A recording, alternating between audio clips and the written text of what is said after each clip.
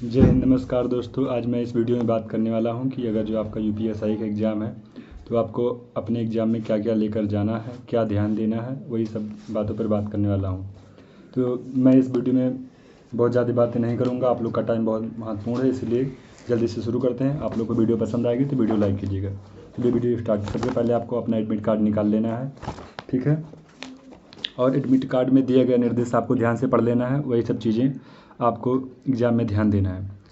तो पहचान की पुष्टि, फ़ोटो पहचान पत्र के रूप में आधार कार्ड लाना। आपको आधार कार्ड लेकर जाना है। पहचान पत्र के रूप में 12 अंकों की पूरी संख्या वाला आधार कार्ड अनिवार्य है। कोई अन्य पहचान पत्र स्वीकार नहीं किया जाएगा। आपको आधार कार्ड लेकर जाना है, ठीक है। इस चीज़ का आप विशेष ध्यान रखें। दूसरा नंबर, आपको जिन अभ्यर्थियों ने आवेदन के समय पर आधार कार्ड का विवरण नहीं दिया था, अगर जो आपने आवेदन करते समय आधार कार्ड का डेटा नहीं फिल किया था फॉर्म में, तो आपको क्या करना है, उन्हें बिंदु संख्या 1 में उल्लिखित, जो पहले आपको मैंने बताया, आधार कार्ड लेकर जाना है। लेकिन अगर जो आप आधार कार्ड फॉर्म भरते समय नहीं दिए हैं तो आपको क्या करना है, तो आधार कार्ड के साथ एक आधार कार्ड के साथ एक अन्य वैध सरकारी पहचान पत्र, पासपोर्ट, ड्राइविंग लाइसेंस अवश्य लाना होगा। अगर जो आपने फॉर्म भरते समय आधार कार्ड नहीं लगाया था तो आपको आधार कार्ड तो लेकर जाना ही है, उसके साथ कोई दूसरा वैध पहचान पत्र लेकर जाना है। पासपोर्ट हो सकता है, ड्राइविंग लाइसेंस हो सकता है। इसके अलावा आपका अगर जो इन दोनों में से नहीं है तो कोई अन्य लेकर जाइए, लेकिन लेकर जाना है। नहीं लेकर जाते हैं तो आपको समस्या हो सकती है। वैध अनुमन्य फ़ोटो पहचान पत्र, कोई आपको ऐसा फ़ोटो लेकर के जाना है जिससे आपकी फ़ोटो मैच करती रहे, फ़ोटो आपकी आधार कार्ड से मिल जाए, आपकी आवेदन पत्र से मिल जाए, तो आपको एक फ़ोटो वैसा लेकर जाना है। फ़ोटो पहचान पत्र के बिना अभ्यर्थी को परीक्षा में बैठने की अनुमति नहीं दी जाएगी। तो आपके पास फ़ोटो नहीं रहेगा तो आपको परीक्षा में बैठने की अनुमति नहीं दी जाएगी। अगला है परीक्षा केंद्र में प्रवेश के लिए निर्देश। परीक्षा केंद्र में प्रवेश करने के लिए क्या क्या निर्देश हैं। परीक्षा केंद्र पर पहुंचने पर अभ्यर्थी को एडमिट कार्ड और मूल पहचान पत्र, जो आधार कार्ड है, के उचित सत्यापन के बाद ही परीक्षा केंद्र में प्रवेश की अनुमति दी जाएगी। परीक्षा केंद्र के प्रवेश बिंदु पर अभ्यर्थी की बायोमेट्रिक, आइरिस और फोटोग्राफ लिया जाएगा। इसीलिए आप अपने हाथ जो है साफ़ करके जाएं, जिससे आपकी बायोमेट्रिक अच्छे से लग जाए। कुछ लोगों का बायोमेट्रिक नहीं लगता है, अंगूठा नहीं लगता है। अभ्यर्थी की पहचान स्थापित करने के लिए आधार का प्रयोग किया जाएगा। इसलिए अभ्यर्थियों से अपेक्षित है कि अपना आधार कार्ड अपडेटेड एंड अनलॉक्ड लेकर ही लिखित परीक्षा हेतु उपस्थित रहें। ध्यान रखें, कुछ लोगों का आधार जो है लॉक्ड रहता है, तो उसको अनलॉक करके जाएं। आप सहज जन सेवा केंद्र पे चले जाएंगे, वो अनलॉक हो जाएगा। नहीं तो आप लोग यूट्यूब पर भी वीडियो देख सकते हैं और अनलॉक कर सकते हैं। तो अपना आधार कार्ड अनलॉक करा के ही जाएं।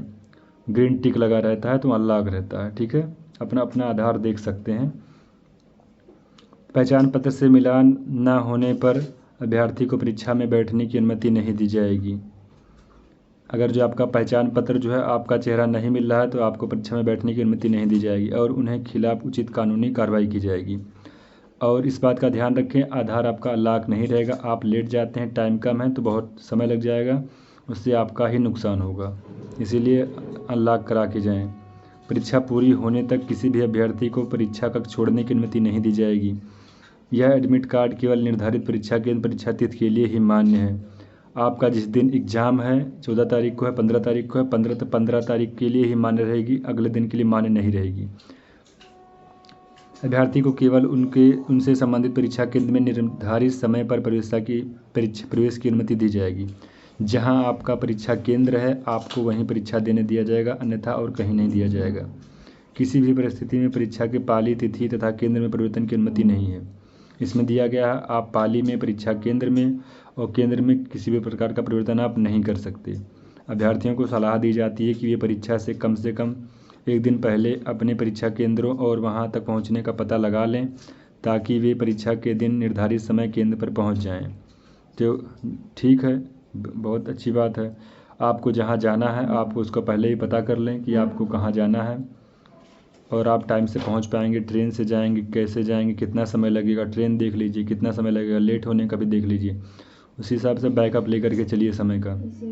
अभ्यर्थी को एडमिट कार्ड में उल्लिखित रिपोर्टिंग समय के अनुसार परीक्षा केंद्र पर रिपोर्ट करना होगा। जैसा आपका एडमिट कार्ड में समय दिया गया है उसी के अनुसार आपको वहाँ पहुँचना होगा। गेट बंद होने के बाद आपको एंट्री नहीं मिलती है। परीक्षा केंद्र पर एडमिट कार्ड में उल्लिखित गेट क्लोजिंग समय के अनुसार मुख्य द्वार बंद कर दिया जाएगा। मुख्य द्वार बंद होने के बाद किसी भी अभ्यर्थी को परीक्षा स्थल में प्रवेश करने की अनुमति नहीं दी जाएगी।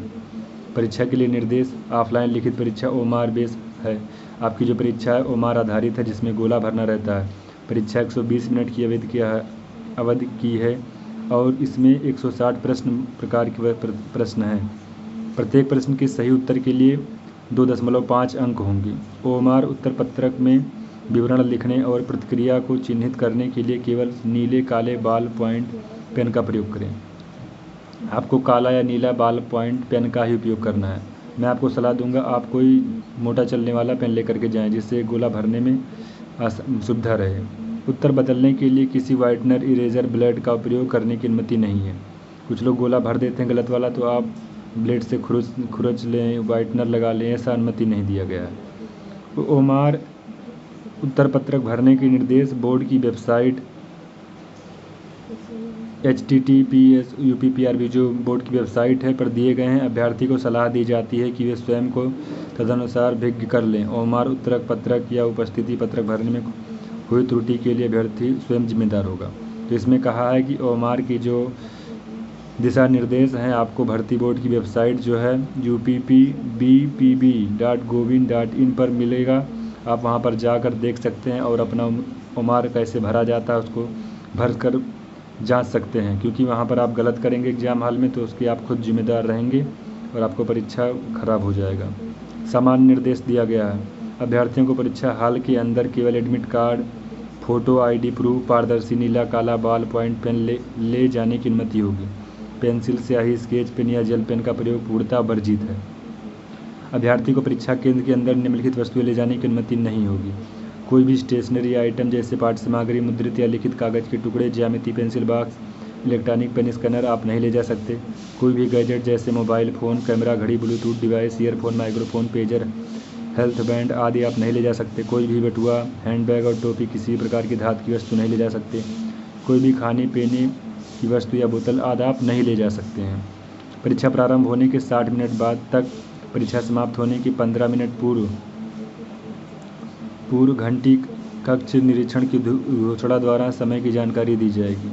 जैसे ही आपका 1 घंटा पूरा होगा और आपके परीक्षा खत्म होने वाली रहेगी, 15 मिनट पहले आपको घंटी बजाकर बताया जाएगा। सभी अभ्यर्थियों को सलाह दी जाती है कि ये परीक्षा केंद्र पर कोई भी कीमती सामान ना ले जाएं, क्योंकि अभ्यर्थी के सामान की सुरक्षा रखने के लिए लाकर की व्यवस्था का कोई प्रावधान नहीं है। UPPRPB इसकी सुरक्षा के लिए जिम्मेदार नहीं होगा। आप अपना मोबाइल ये सब जो है ना लेकर जाएं, कह रहा है, क्योंकि अगर जो कोई चीज़ गायब होता है तो उसकी जिम्मेदारी भर्ती बोर्ड की नहीं है। यदि कोई भी अभ्यर्थी अपनी आवंटित सीट बदलता हुआ पाया जाता है या परीक्षा हॉल के अंदर किसी अन्य अभ्यर्थी के साथ कोई कागजात या दस्तावेज बदलता है तो ऐसे अभ्यर्थी को परीक्षा से वंचित कर दिया जाएगा। अभ्यर्थी को बोर्ड कक्ष निरीक्षक द्वारा जारी निर्देशों का पालन करना होगा। परीक्षा हॉल में किसी भी प्रकार के निषिद्ध उपकरण रखना, अनुचित साधनों का प्रयोग, प्रतिरूपण, अनुशासनहीनता, दुर्व्यवहार और किसी भी अवांछनीय कृत्य में लिप्त होना अभ्यर्थन को निरस्त करने, भविष्य की परीक्षाओं से वंचित करने और आपराधिक कार्रवाई शुरू करने का कारण बन सकता है। मतलब आप किसी भी प्रकार से अनुशासनहीनता करते हैं, किसी प्रकार का व्यवधान उत्पन्न करते हैं तो भर्ती बोर्ड जो है आपको कानूनी कार्रवाई कर सकता है और आपके भविष्य में परीक्षा में बैठने से वंचित भी कर सकता है। आप कभी परीक्षा नहीं दे पाएंगे। UPPRPB परीक्षा को शेड्यूल करने का अधिकार सुरक्षित रखता है। संशोधित परीक्षा तिथि और समय UPPRPB वेबसाइट पर प्रदर्शित किया जाएगा। कभी बता रहे हैं कि ये जो भर्ती बोर्ड है ये इसके पास अधिकार है कि ये अपना परीक्षा तिथि बदल सकता है, इनके पास ये अधिकार है और इसके लिए आप अपनी भर्ती बोर्ड की वेबसाइट पर भी देख सकते हैं। जब ऐसा होगा तब, नहीं बदलेगा तो यही रहेगा। परीक्षा प्रक्रिया के सभी मामलों में UPPRPB का निर्णय अंतिम होगा और अभ्यर्थियों के लिए बाध्यकारी होगा। अंत में लिखा, दलालों और नौकरी रैकेट चलाने वालों से सावधान रहें। केवल योग्यता ही आपको उत्तर प्रदेश पुलिस की नौकरी दिला सकती है। अगर जो इसके अलावा कोई व्यक्ति आपसे पैसे की मांग करता है या फिर कोई नकल करने का कोई भी किसी प्रकार का प्रयास करता है तो आपको जो नंबर दिया गया था आप खोज सकते हैं, वहाँ पर आप शिकायत कर सकते हैं। दोस्तों यही इतनी जानकारी है, इससे ज़्यादा कुछ आपको किसी भी वीडियो देखने की ज़रूरत नहीं है। वीडियो पसंद आया तो वीडियो लाइक करें, कोई भी डाउट हो तो कमेंट करके पूछ सकते हैं।